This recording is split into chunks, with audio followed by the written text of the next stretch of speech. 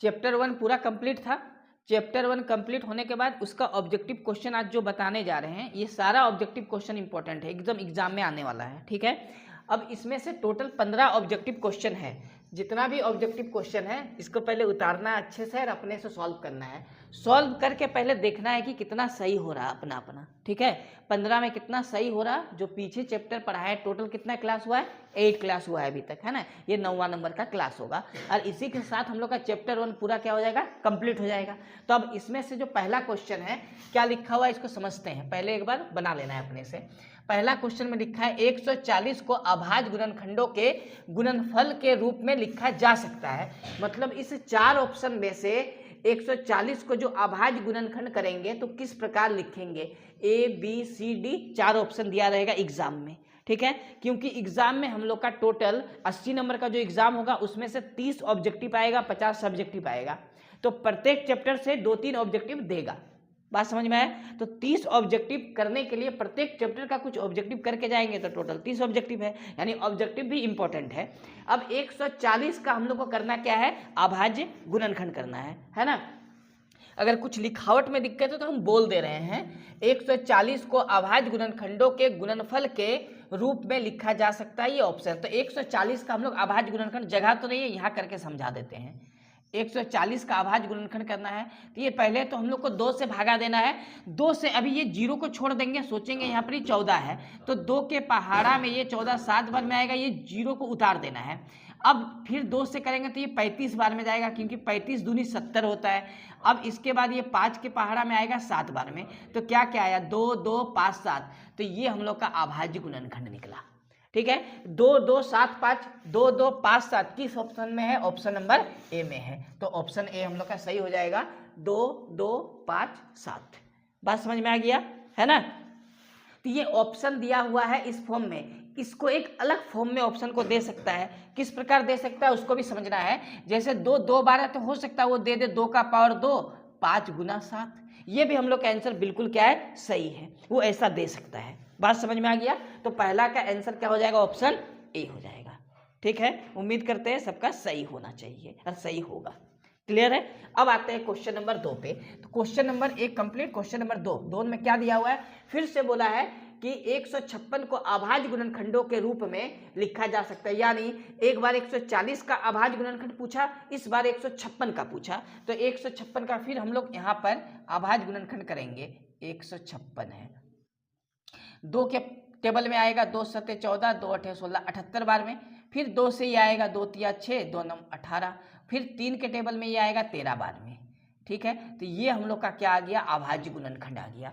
तो 2 2 3 13, तो 2 2 3 13 हम लोग को ऑप्शन नंबर सी में दिख रहा है। 2 2 3 13, ठीक है, ऑप्शन नंबर सी में दिख रहा है 2 2 3 13। तो इस तरह हम लोग लोसो पहले करेंगे, रफ में करेंगे ये, इसके बाद हम लोग का जो आएगा वो आंसर, यानी ऑप्शन सी इसका सही आंसर होगा। क्वेश्चन नंबर 1 का ऑप्शन ए सही आंसर, क्वेश्चन नंबर 2 का ऑप्शन सी सही आंसर है। यहाँ तक समझ में आ गया, कोई दिक्कत नहीं है। अब हम लोग को देखना है क्वेश्चन नंबर 3 को। तो क्या लिखा हुआ क्वेश्चन नंबर 3 में, यदि 156 का अभाज्य गुणनखंड, ये अभाज्य गुणनखंड दे दिया है, बोला है 2 का पावर x गुना 3 गुना 13 के रूप में है, तो x का मान होगा, इनमें से x का मान क्या होगा। तो जब हम लोग अभाज्य गुणनखंड करेंगे, इस 156 का भी तो किए, तो 2 कितने बार आया, 2 बार, यानी 2 2 बार आया, तो हम लोग इसको लिख सकते हैं 2 का पावर 2 3 गुना 13, हम लोग ये लिख सकते हैं। तो इसी तरह यहाँ मिला 2 का पावर, यहाँ x है और यहाँ 2 का पावर 2 है, यानी x के जगह पे कितना आया,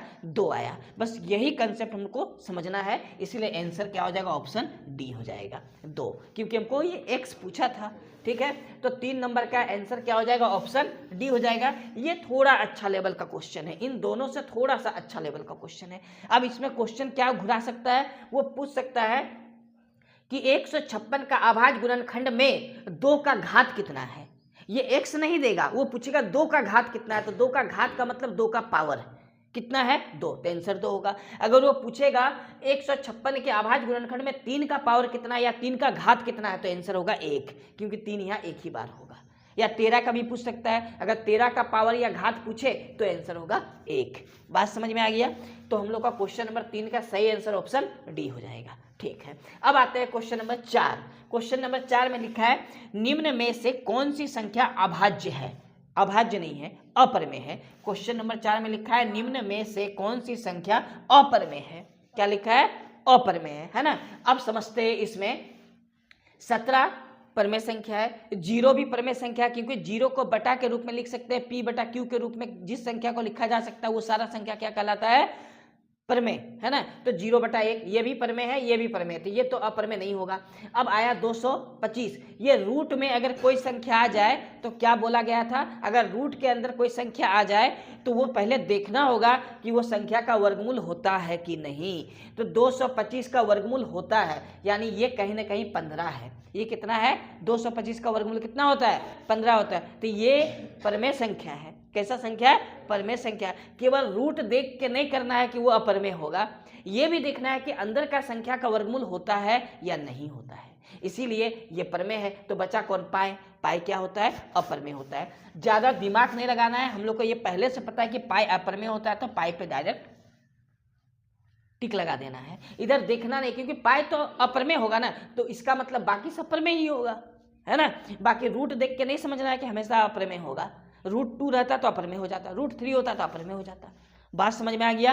तो क्वेश्चन नंबर जो 4 है इसका सही आंसर हो गया ऑप्शन डी। अब आते हैं क्वेश्चन नंबर 5 में। इसमें बोला है एचसीएफ 510 और 92 का 2 है और एलसीएम इसका पूछा है ना। इसका क्या पूछा है? एलसीएम पूछा है। तो एलसीएम हम लोग किस प्रकार निकालेंगे? ये 2 दिया है एचसीएफ, ठीक है, और एलसीएम पूछा, तो इसका एक बहुत अच्छा फॉर्मूला होता है कि 2 संख्या को गुना करके एचसीएफ से भागा करेंगे तो एलसीएम निकल जाएगा। तो एलसीएम निकालने के लिए इन दोनों को लिखेंगे, यहाँ पर ही बता दे रहे हैं हम, है ना। 5 1 0 और गुना में करेंगे 9 2, अब बटा में आ जाएगा एचसीएफ। तो ये हम लोग का एलसीएम निकल जाएगा। ये क्या निकल जाएगा? एलसीएम निकल जाएगा। अब इसको सॉल्व करेंगे तो 2 से इसको काटेंगे, 2 4 8 है, 2 6 12 46 बार में 510 को 46 से करना है गुना। तो 510 को 46 से गुना करके क्या आया था बताओ? कोई किया होगा गुना तो बताओ क्या आया? 23460 आया, है ना। तो हम लोग का आंसर हो गया ऑप्शन ए, क्योंकि 510 को गुना करना है 46 से और आएगा कितना? 23460। गुना करके सबको देख लेना है, हम यह गुना नहीं किए हैं, ठीक है। तो अगर इतना आया तो आंसर ये है, अगर ये वाला आएगा तो आंसर ये होगा, जो भी आएगा है ना वो आंसर वही होगा। बनाने का टेक्निक यही है। तो ऑप्शन ए हो गया क्वेश्चन नंबर 5 का सही आंसर, ठीक है। तो ये हम लोग इस तरह सॉल्व करेंगे।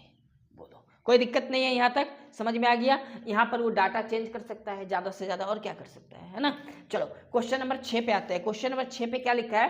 5 + 2√3 किस प्रकार की संख्या है? देखो यहाँ पर ये √3 आ गया और ये रूट के अंदर जो संख्या 3 है इसका वर्गमूल नहीं होता है, तो ये अपरमेय संख्या होगा। कैसा संख्या होगा?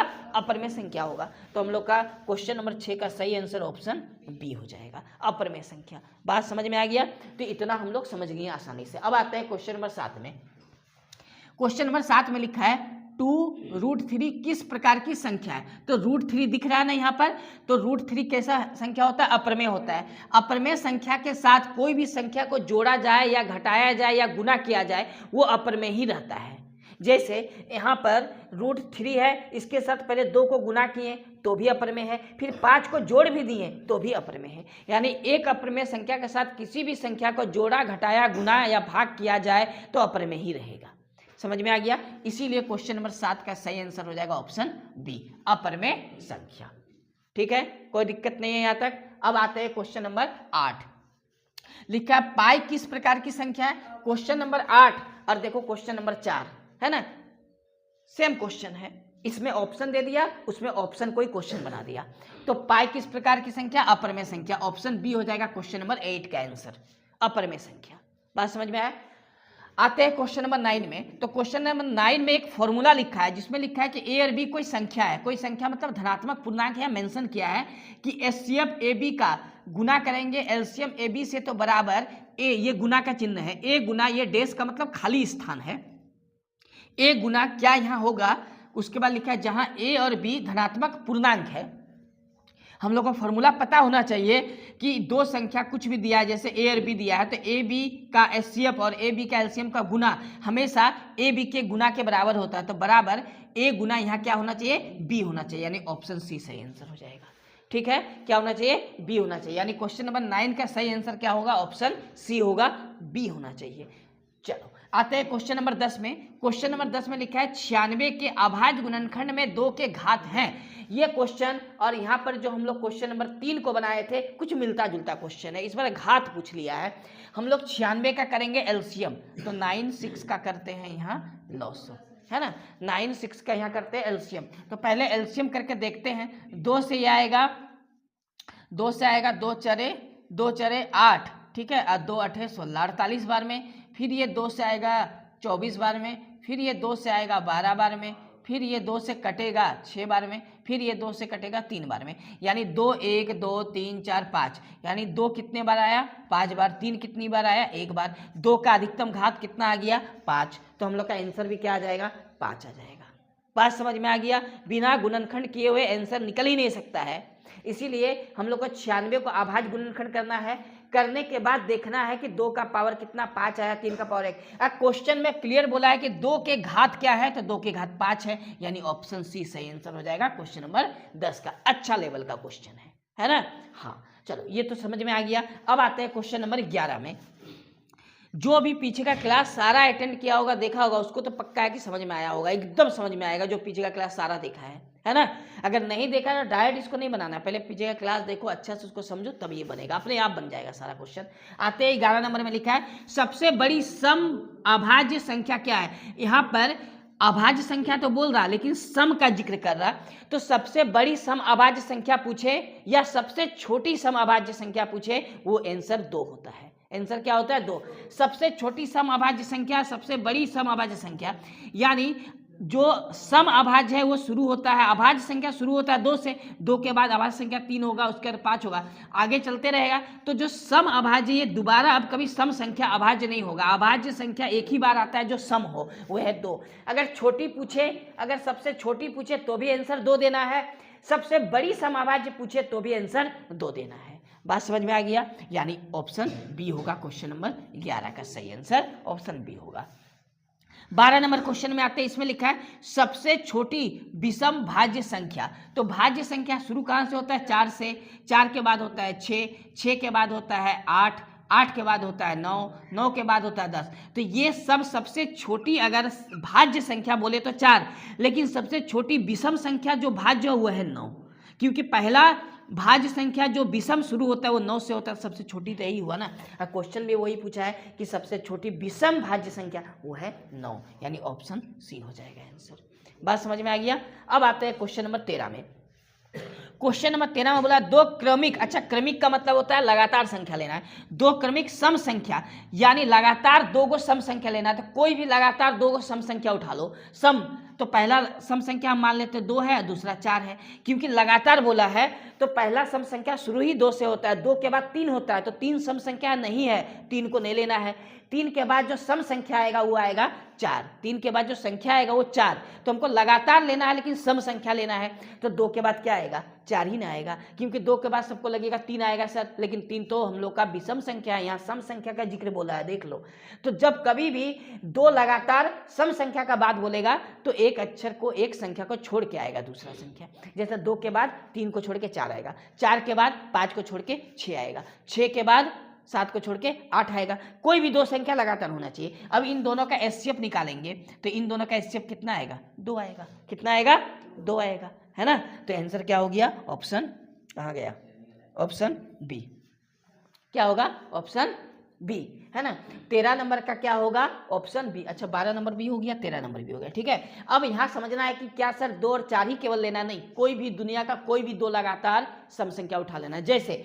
जैसे अगर मान लेते हैं हम 12 लेते हैं तो 12 के बाद सम संख्या क्या होगा, 14 होगा। 12 14 का भी एचसीएफ कितना आएगा, 2 ही आएगा। कुछ भी नंबर उठा लो उसका एचसीएफ क्या आएगा, 2 ही आएगा। कोई दिक्कत नहीं है, समझ में आ गया। चलो इतना तक तो हम लोग का हो गया। अब आता है 14 नंबर क्वेश्चन।